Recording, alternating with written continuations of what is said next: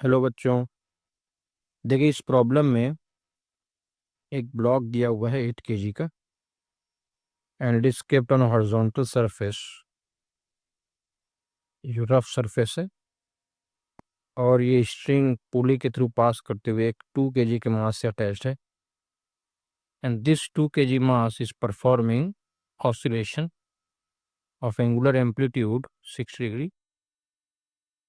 We have to find the minimum coefficient of friction. Mu की minimum value find करनी है to avoid slipping. Mu की minimum value क्या हो कि ये स्लिप ना करे।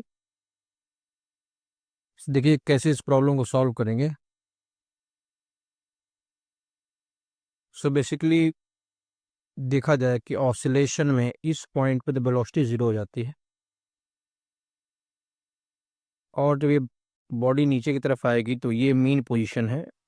जब ये मीन पोजीशन पे आएगी तो वर्टिकली एच डिस्प्लेस हो जाएगी।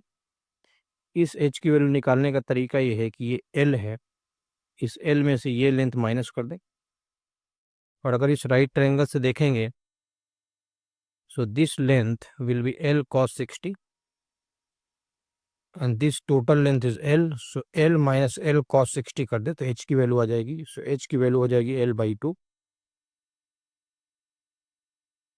तो बेसिकली अगर ये बॉडी नीचे की तरफ आई है, यहाँ पर आई, वर्टिकली डिस्प्लेस हुई है डाउनवर्ड, तो इसकी पोटेंशियल एनर्जी डिक्रीज हुई है और जो पोटेंशियल एनर्जी डिक्रीज हुई होगी वो काइनेटिक एनर्जी में अपीयर हो गई होगी।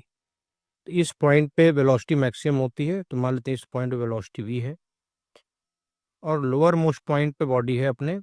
तो वर्टिकल सर्कुलर मोशन हमने कॉन्सेप्ट पढ़ा होगा कि अब लोअर मोस्ट पॉइंट पे होता है, टेंशन इन द स्ट्रिंग भी मैक्सिमम होता है।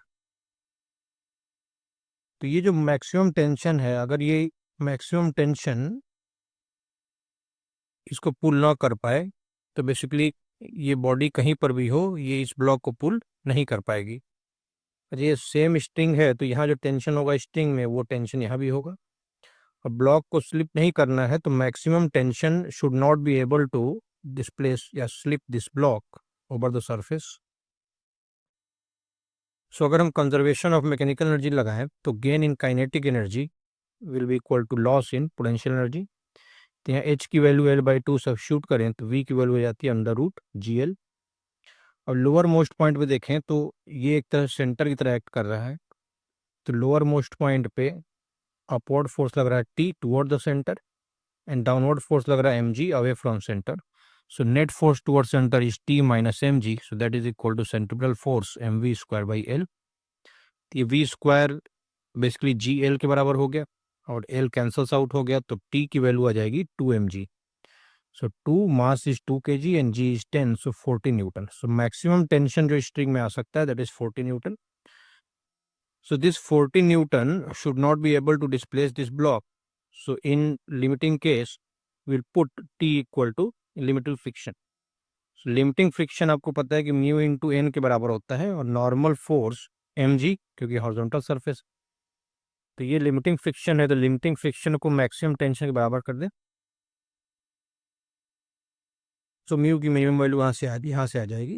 ये ज़्यादा रफ होगा तब तो और पॉसिबल नहीं होगा कि ये स्लिप करे। सो ये मिनिमम वैल्यू होगी।